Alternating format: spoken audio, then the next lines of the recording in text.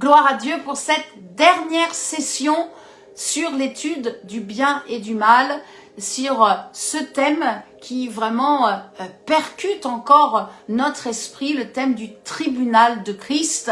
Et alors, est-ce que c'est une condamnation ou est-ce que ce sont des récompenses qui vont nous attendre? Eh bien, restez connectés, nous allons en parler. Je vais vous parler de couronne, je vais vous parler de trône, je vais vous parler bien sûr de jugement, mais je vais aussi vous parler bien sûr du tribunal de Christ. Vous êtes prêts? Allez, c'est parti, je vous embarque dans le verset de 2 Corinthiens chapitre 5 verset 10. 2 Corinthiens chapitre 5 verset 10. Mes amis, c'est facile de commencer une course. Je ne sais pas si vous avez déjà fait de l'athlétisme, mais voilà, à un moment de ma vie, j'en ai fait un peu. J'ai fait un peu de sport quand j'étais plus jeune et c'est vrai qu'au début de la course, on est très motivé, on est prêt. Et quand l'arbitre lance le coup du pistolet, nous partons là comme cela et nous sommes remplis de feu. Mais la course est longue. La course sur cette terre est longue, plus longue pour certains que pour d'autres. Et bien souvent, elle est difficile à terminer. Il y aura dans cette course ce temps que nous aurons sur, bien sûr, c'est une parabole, et sur ce temps que nous avons sur la terre, des temps d'essoufflement, des temps de difficulté, des fois des temps de faiblesse, des temps de doute. Mais ce qu'il y a de plus important, c'est que pour chaque être humain, il y a la ligne finale d'arrivée. Cette ligne, de toute façon, elle ne changera pas. Il y a un moment donné où le souffle de la vie va s'arrêter, les derniers battements du cœur va s'arrêter et la ligne finale va passer, vous allez passer de l'autre côté. Il va donc bien falloir savoir si vous allez arriver à finir votre course. Est-ce que c'est possible de finir, en tout cas ma course, dans la gloire? Oui, en Jésus-Christ, mes amis. Alléluia! En Jésus-Christ, c'est possible de finir sa course avec gloire. Et je veux confesser, amen, nous ne finirons pas. Allez, alléluia, une parole prophétique, amen, une parole prophétique que nous libérons sur notre vie. Nous ne serons pas les derniers et nous finirons notre course avec gloire. Amen. Allez, c'est à vous. Je vous laisse proclamer. Amen. Je ne finirai pas dans les derniers. Alléluia.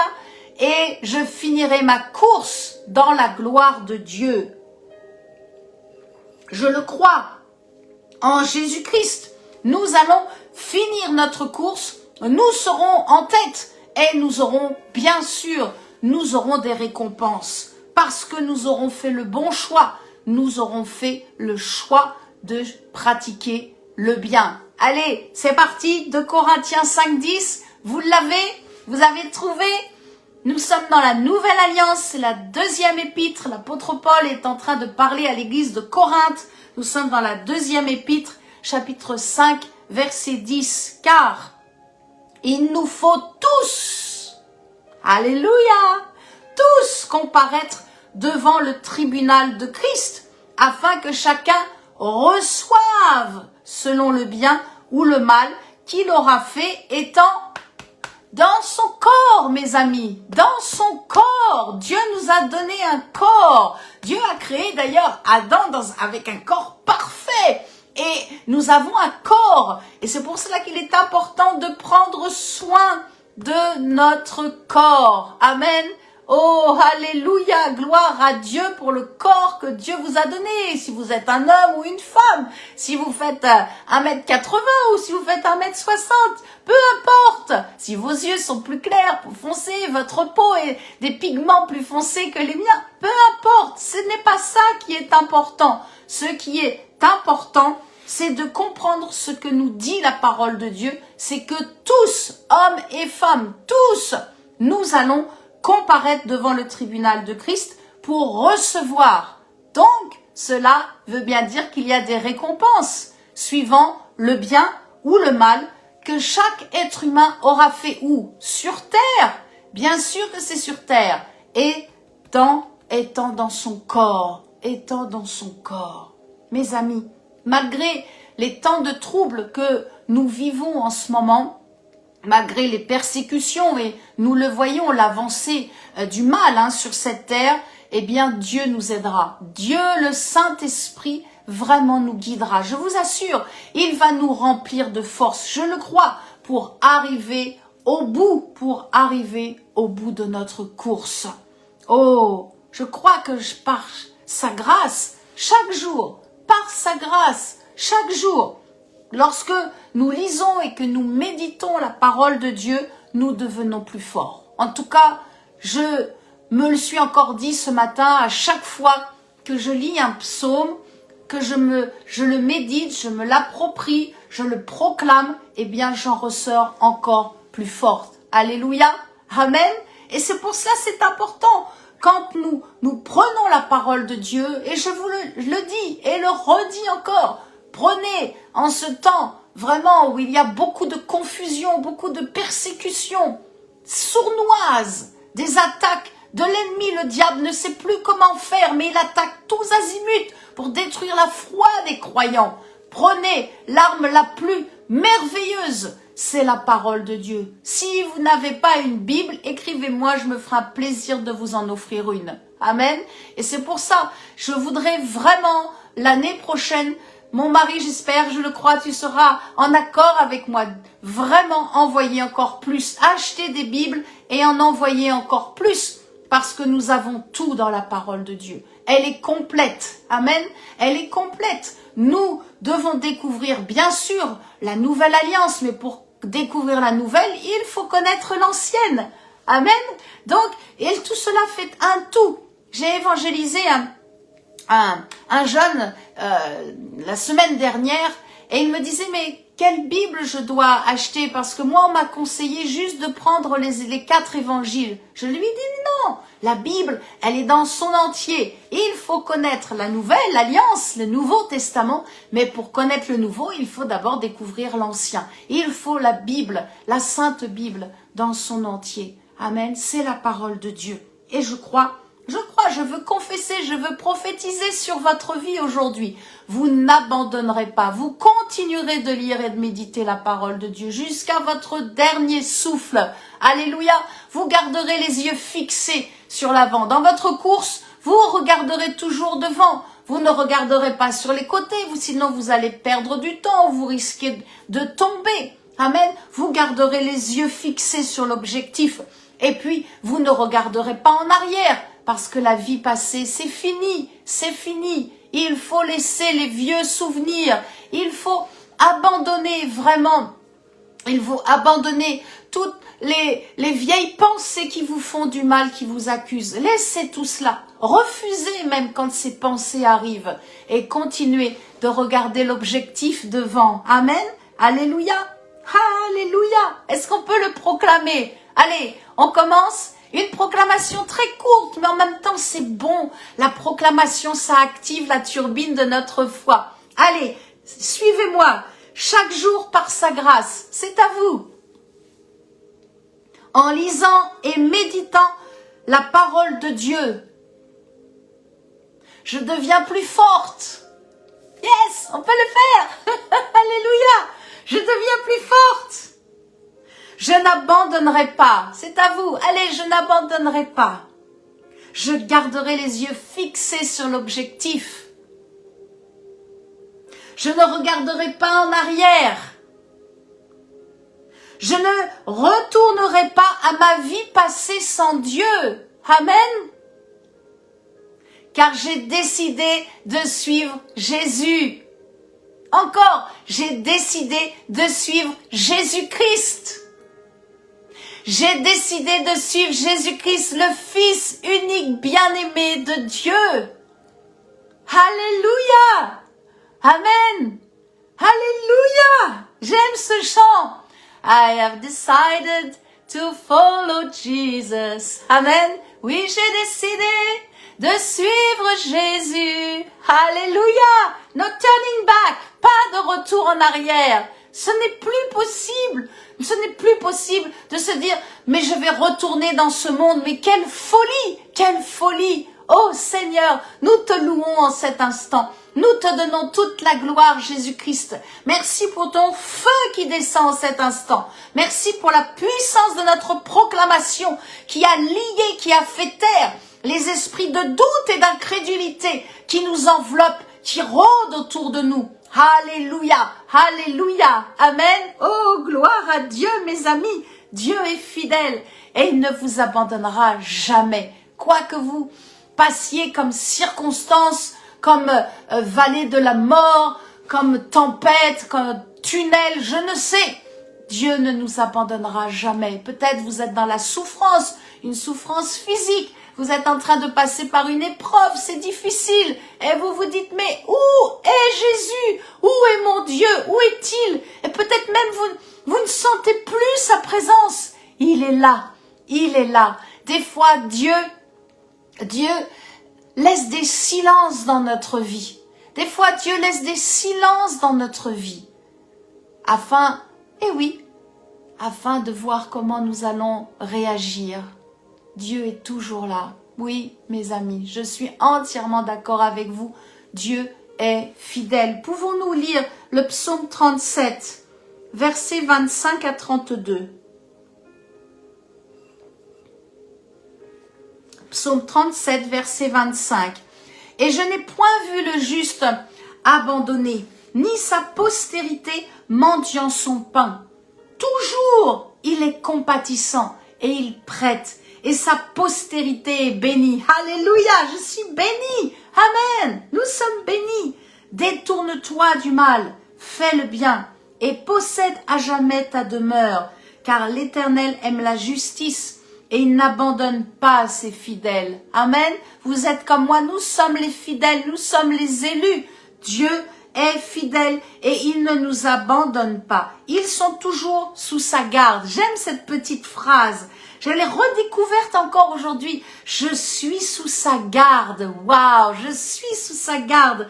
Mais la postérité des méchants est retranchée. Les justes posséderont le pays et ils y demeureront à jamais. La bouche du juste annonce la sagesse et sa langue proclame la justice. La loi de son Dieu est dans son cœur. Ses pas ne chancellent pas. Le méchant épie le juste et il cherche à le faire mourir. Détourne-nous de toute forme de mal et continuons d'agir et de faire le bien. Amen. Mes amis, nous sommes, si vous avez en tous les cas donné votre vie à Jésus-Christ, nous sommes les enfants de Dieu et pour les enfants de Dieu, eh bien, le jugement de Dieu porte un nom. Ça s'appelle récompense. Amen. Alléluia. Récompense. Il y a deux jugements. Nous devons bien savoir ce que disent les Écritures.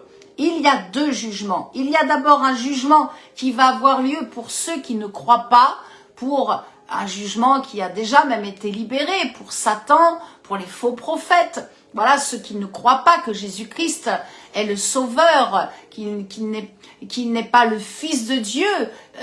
Toutes ces personnes-là vont passer devant ce qu'on appelle le trône blanc. Nous trouvons ça dans Apocalypse chapitre 20, du verset 11 à 15. Et la sentence va tomber. Elle s'appelle condamnation. Mais pour tous ceux qui auront cru en Jésus-Christ, tous ceux qui confessent Jésus-Christ est mon sauveur, rappelez-vous, souvenez-vous, pour moi il y a plus de 30 ans, oh j'étais dans une petite église de campagne à Gaillefontaine et ce jour-là, c'était le jour de ma rencontre, j'ai pleuré, j'ai tellement pleuré que j'avais une flaque d'eau à mes pieds et je demandais pardon à mon Père dans le ciel, de ce que je m'étais rebellé, levé le poing contre lui, de ce que je ne comprenais pas certaines situations, pourquoi la mort de ma grand-mère, pourquoi c'est dur, pourquoi la violence, pourquoi tant de cruauté sur cette terre puisqu'il est Dieu. Mais je n'avais pas saisi qu'il y avait les forces du mal qui veulent toujours venir pour mettre la haine, la rébellion, le désespoir, la mort. Voilà, et c'est comme cela que j'ai rencontré Jésus et que j'ai découvert, waouh, le Seigneur a payé de sa vie pour que je sois réconcilié avec mon Père qui est dans le ciel. Alléluia, alléluia. Dieu est dans le ciel. Amen. Dieu est en haut. Dieu est toujours vers le haut. Dieu est toujours en haut. Si vous levez les yeux vers Dieu, vous n'allez pas faire ça. Vous allez lever les yeux vers le ciel parce que vous savez qu'il est dans le ciel. Et donc, le tribunal de Christ est pour ceux qui croient en Jésus-Christ. Vous trouvez ça dans 2 Corinthiens 5, 10. Nous venons de le lire. Et puis, bien sûr, la sentence s'appelle récompense. Amen. Voilà, donc le trône blanc, la condamnation éternelle, c'est dans Apocalypse chapitre 20, du verset 11 à 15. Et le tribunal de Christ, nous venons de le lire, bien sûr, 2 Corinthiens chapitre 5, verset 10, où nous comprenons, puisque nous allons recevoir, si je vous donne quelque chose, vous allez recevoir, eh bien, ce sont des récompenses. Il faut savoir que le jugement sera basé sur 2 points. Un, sur notre travail, c'est-à-dire ce que nous avons fait sur la terre. Amen. Et le deuxième point, nous serons jugés par rapport à notre motivation, c'est-à-dire à l'intérieur, avec la pureté du cœur. Pureté du cœur. Oh, alléluia. Oh Dieu, crée en moi un cœur pur. Vous connaissez ce chant? Oh Dieu, crée en moi un cœur pur. Renouvelle en moi un esprit bien disposé. Ô Dieu, crée en moi un cœur pur. Amen. Dieu va, oh, alléluia, alléluia pour ces vieux chants, mais qui sont tellement bons, tellement ça fait du bien. Vraiment, Dieu va nous juger par rapport donc à ce que nous avons fait sur cette terre, le travail, le service, les œuvres, les actions. Voilà tout ce que nous faisons, mais il y a aussi à côté, bien sûr, Dieu regarde comment nous avons fait les choses, quelle motivation, parce qu'il y en a qui font les choses pour être reconnus, pour être vus. Oh, moi j'ai fait, tu comprends? Oh, moi, oh j'ai 10 orphelinats. Non, c'est pas ça, moi ça ne m'intéresse pas. C'est le cœur, c'est lorsque tu vois ces tout petits bouts de choux qui sont là, couchés dans la rue sur un bout de carton, qui n'ont rien, qui ont faim, qui n'ont pas d'amour, et que ça touche dans ton cœur de mère, ton cœur d'homme, et que tes entrailles sont touchées. Tu te dis, il faut que je fasse quelque chose. Voilà, c'est lorsque nous voyons des personnes qui sont en France et qui n'ont pas d'amour, qui n'ont pas de famille. Je vais pas dire d'aide financière parce que en France, franchement, il y en a beaucoup. Il y en a même de trop, excusez-moi, mais il y a vraiment, vraiment beaucoup d'aide sociale dans notre pays en France. D'ailleurs, ça ralentit et ça tue le pays, je suis désolée. Je suis pas une femme qui parle souvent d'opinion, mais voilà, je fais une petite parenthèse. Mais il y a par contre des personnes qui sont seules, des personnes qui passent du temps dans la solitude, et ce sont ces personnes-là que je parle, de leur donner des fois ne serait-ce qu'un sourire, une petite mamie qui passe. J'ai vu une petite grand-mère qui passait pour aller faire ses courses, qui poussait son petit déambulateur, et ne serait-ce qu'un sourire, ça les aide, ne serait-ce que de pouvoir aider à traverser, de faire du bien dans la simplicité. Dieu voit cela. Dieu voit. Oh, Dieu voit à votre cœur, mes amis. Il voit comment vous faites les choses. Et je crois que votre cœur est dans une pureté parce que vous faites les choses avec amour, avec simplicité et humilité. Alléluia. Amen. Oh, louange et gloire au nom de Dieu. Oh, est-ce qu'on peut le proclamer? Est-ce qu'on peut demander à Dieu? Peut-être qu'il y a, vous savez, des choses encore, même pour moi, quand j'ai préparé ce message, j'ai dit oui Seigneur, crée en moi encore un cœur pur, purifie. S'il y a quoi que ce soit, consciemment ou pas consciemment, quelque chose. Des fois, j'ai fait les choses et j'ai râlé parce que je voulais faire autre chose. Non Seigneur, purifie. Amen. On peut le demander encore aujourd'hui au Saint-Esprit. Amen. Oh Saint-Esprit, viens, purifie mon cœur. Allez, c'est à vous, demandez-lui. Oh Dieu, crée en moi un cœur pur. Demandez-lui. Amen. renouvelle en moi un esprit bien disposé. Que le mal ne domine pas sur moi. Allez, c'est à vous. Que le mal ne domine pas sur moi. Que le péché ne pénètre pas en mon cœur. Amen. Que le péché ne vienne pas pénétrer en mon cœur. Mais par ta grâce, Jésus, que je surmonte le mal par le bien. Amen. Alléluia. Alléluia. Je voudrais simplement vous partager, c'est Pasteur Saya Tanguinoa qui nous avait donné ça lors d'une étude. Oh, si vous ne connaissez pas Pasteur Saya, if you don't know Pasteur Saya and you speak in English, please go to the website to Pasteur Saya Tanguinoa. Amen. Voilà, Pasteur Saya est anglophone. Il est le mari de ma fille, donc pour moi, il est comme un fils, hein, amen. Il est comme un fils et il est vraiment un enseignant. Merci de prier pour lui. Tiens, allez, nous prions pour toi, Pasteur Saya, ce soir. Au nom de Jésus-Christ, nous bénissons le Pasteur Saya Tanguinoa, ainsi que sa femme et la petite Sarah. Mais nous bénissons surtout et nous te prions pour le ministère du Pasteur Saya, afin qu'il entre maintenant dans sa destinée, de prêcher davantage la parole de Dieu. Amen. Merci de l'utiliser pour la jeunesse. Merci de l'utiliser pour enseigner autour de lui, afin, Seigneur, qu'il redonne tout ce qu'il a reçu de toi, tout ce qu'il puise dans ta parole. Merci, Seigneur. Alléluia. Amen. Je fais une prière aussi pour vous qui m'écoutez maintenant. Vraiment, je libère une soif encore plus grande dans le nom de Jésus-Christ. Je prie que vraiment vous ayez une soif, une faim encore plus profonde de lire et de méditer la parole de Dieu. Peut-être de relire la parole dans son entier, de découvrir un livre particulier. Je vous libère dans le nom de Jésus-Christ. Je libère le temps, votre timing, afin que votre agenda, afin que vous puissiez mettre à part encore plus de temps à plonger, à vous baigner, à vous délecter de la parole de Dieu. Alléluia. Amen. Amen.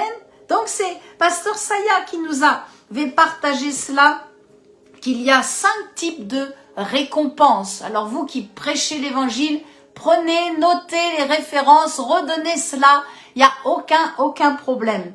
La première récompense, bien sûr, c'est la couronne incorruptible que nous retrouvons dans 1 Corinthiens chapitre 9, versets 24 et 25. Eh bien, pour qui donc est cette couronne? Eh bien, cette couronne est pour ceux qui auront payé le prix. Il y a des fois où nous faisons des sacrifices. Il y a des fois où je me suis dit, mais là où je vais, est-ce que vraiment je risque pas de mourir?